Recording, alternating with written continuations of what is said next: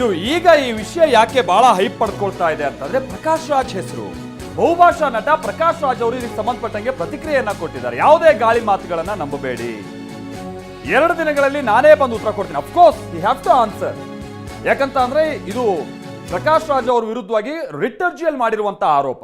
ಇದೇನೋ ಆತ ಸುಮ್ಮನೆ ಯಾವುದೋ ಸ್ಟೇಟ್ಮೆಂಟ್ ಮಾಡಿರುವಂತದ್ದಲ್ಲ. ಹೈಕೋರ್ಟ್ಗೆ ಸಲ್ಲಿಸಿರುವಂತಹ ರಿಟ್ ಅರ್ಜಿಯಲ್ಲಿ ಪ್ರಕಾಶ್ ರಾಜ್ ಅವರ ಹೆಸರನ್ನ ಪ್ರಸ್ತಾಪ ಮಾಡಿದ್ದಾರೆ.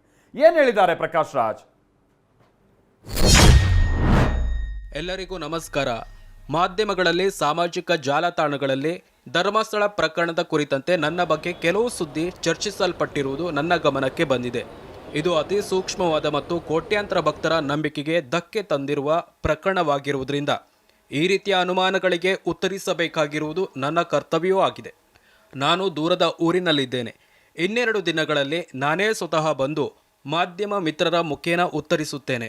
ಅಲ್ಲಿಯವರೆಗೆ ಗಾಳಿ ಮಾತು ಮತ್ತು ಕೆಲವು ದುರುಳರು ಈ ಸುದ್ದಿಗೆ ಕಟ್ಟಲೆತ್ನಿಸುತ್ತಿರುವ ರೆಕ್ಕೆ ಪುಕ್ಕಗಳನ್ನು ನಂಬದಿರಿ.